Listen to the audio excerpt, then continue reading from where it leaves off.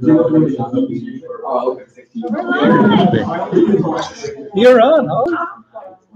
So you know, we were like, I just wasn't great. No, I caught myself doing that. I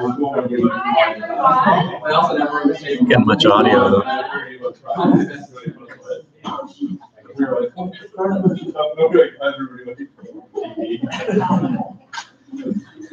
Thanks for coming tonight to celebrate our Spark Shortlist. We have a couple people here from the Shortlist that are going to kind of give a little overview about what their company is and sort of where they're hoping to go. So for those unfamiliar with Spark, it's a challenge where you can win up to $50,000 for a company where you have like no previous sales or anything, so you really are at the very beginning process. But first up, we have Matt Stewart and Rob Myers with Contribute Tab. Yeah. Did I say that correctly? Talk about things that he knows how to say it. I think it's contraband? No. Where do we go? Right here? Hey, I'm Matt. I think we all know each other. So we probably know us from another company, Click to Order, Legio.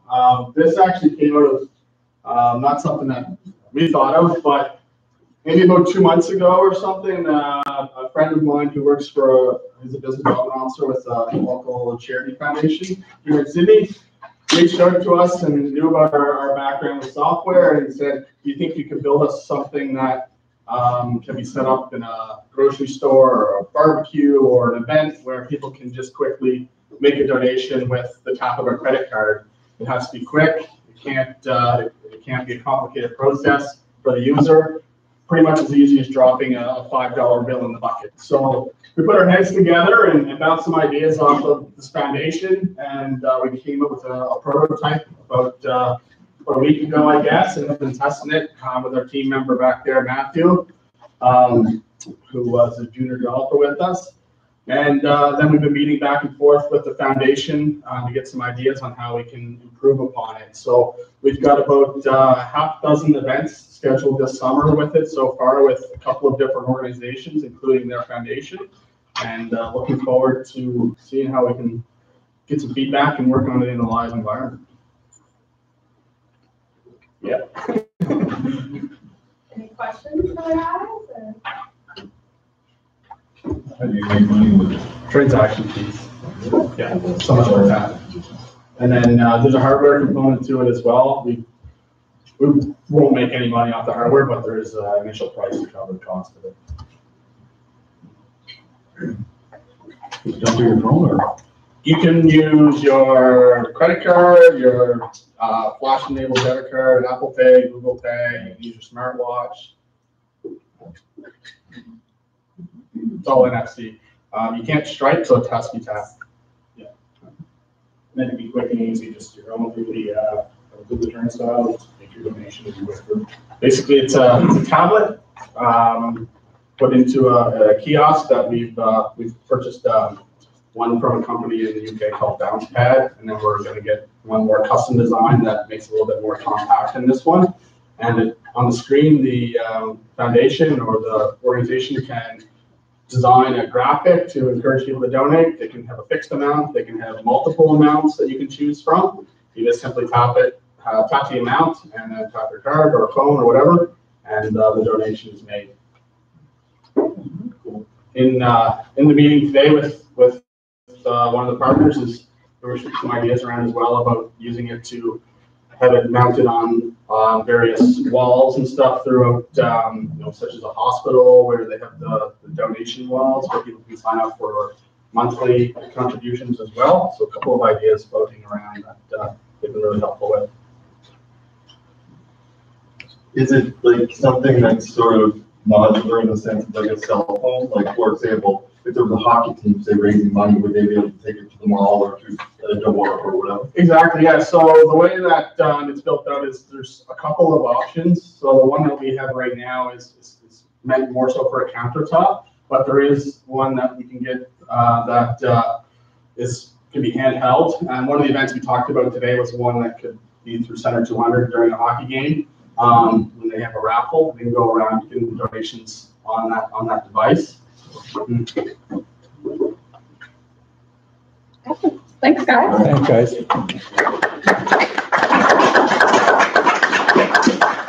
Next up, we have climate change technology grouping. Yeah. Well, quick question, where do I put money in the year? Back in your pocket. Is it free time? That's what took what I had to pay for, I didn't know. Okay. When does next season start? September. Okay. How much will beer we then?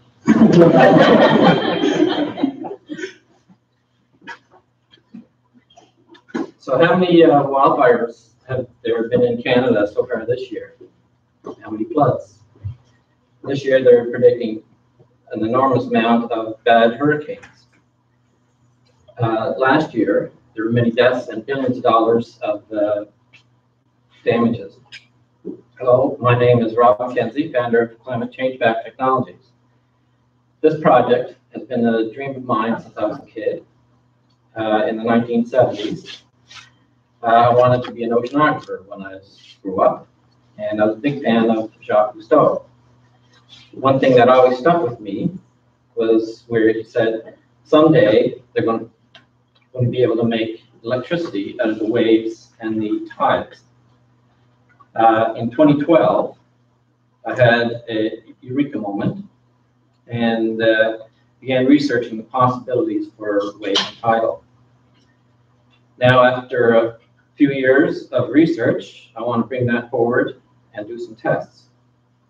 With all the effects of climate change, I have to do this now.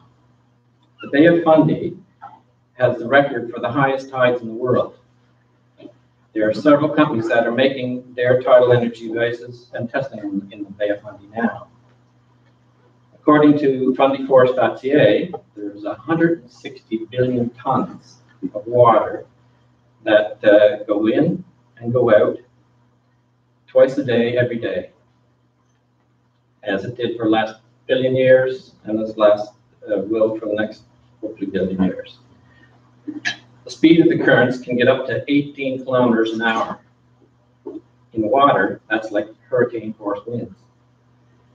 Reducing our use of fossil fuels and using renewable energies will help reduce the effects of climate change. Climate change back technologies will be turning the tide on climate change with a new way to harvest tidal energy. We have several designs that we want to make and test. We will be building a team and collaborating with others and doing partnerships. We are building something massive. It is big, it is important, it is relevant, and it can be done. Invented in Cape Breton, exportable to the world. Thanks to Novacor and ACOA. Thank you.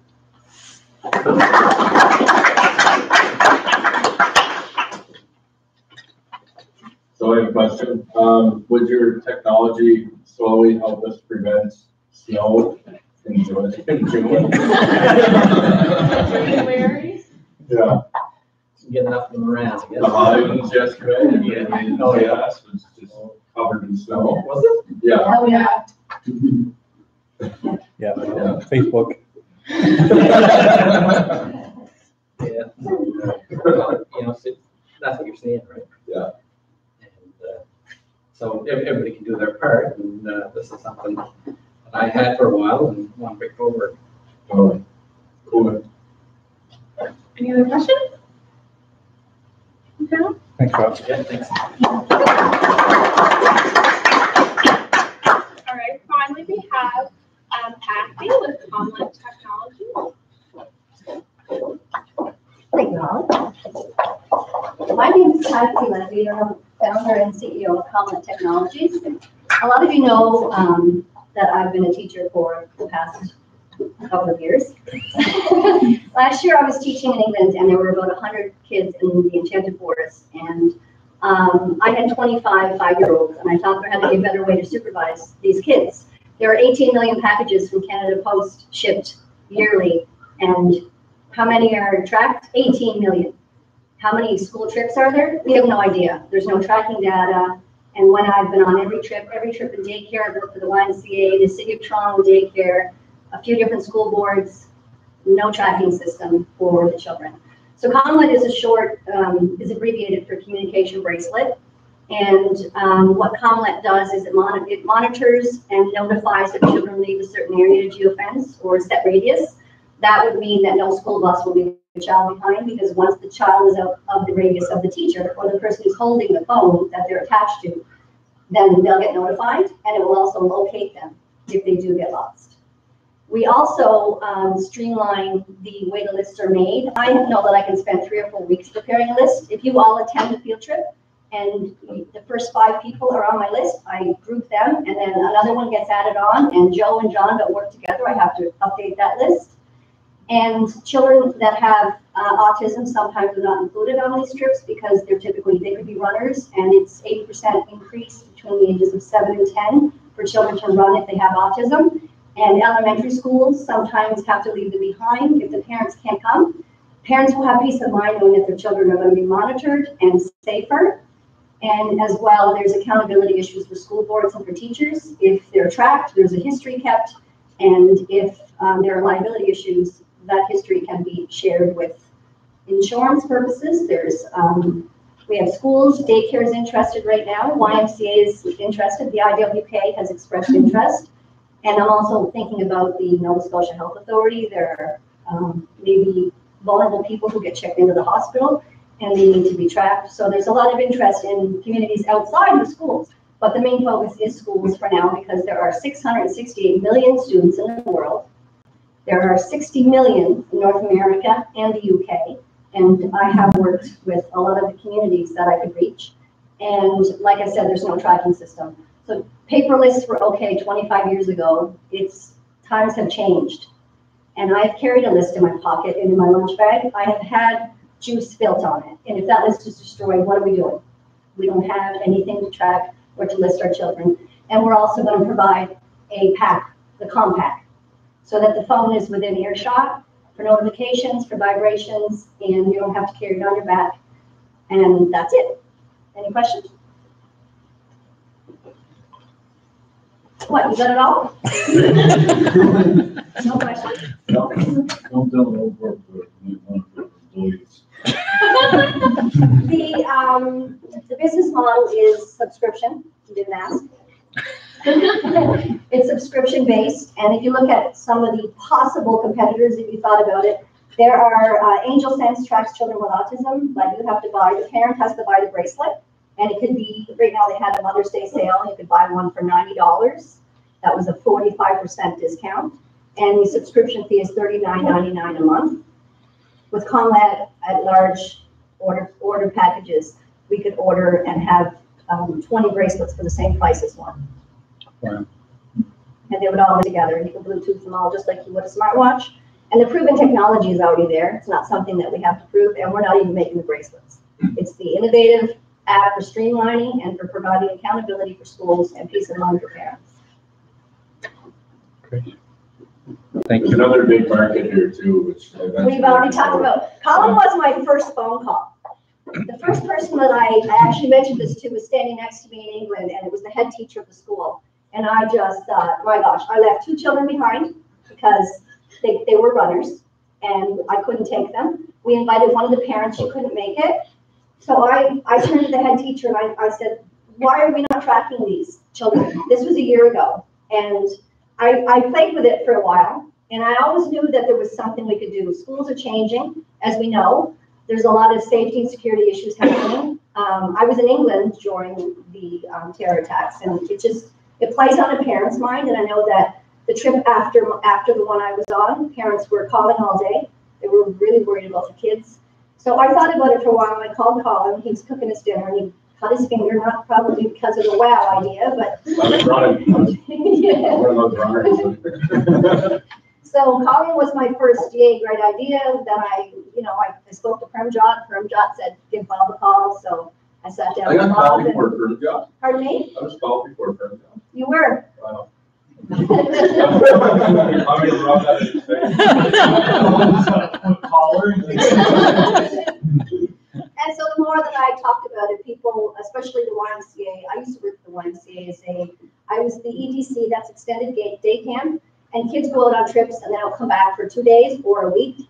And that's a lot of children. There's 72,000 children in the YMCA in Canada, and I have interest from the Oakville Y with an invitation to the Canadian Y, all children, if the demonstration is good. So everyone is like, well, wow, why hasn't this happened yet? We're tracking packages. My dog has had a chip in her back for 10 years. We're not chipping children. We're just, and these are not things that go home. People are concerned about, security and information. They stay at the school. And if schools choose to put them on their children for, like in the UK, we had a really nice outdoor learning experience. Every Friday, my class would go to the forest school, and there were children climbing the fence. So if the school chooses to use those on children that are at risk on their school property, they can choose to do that. But the main reason why is to keep the children safe when they're on field trips. Great, thank you. We had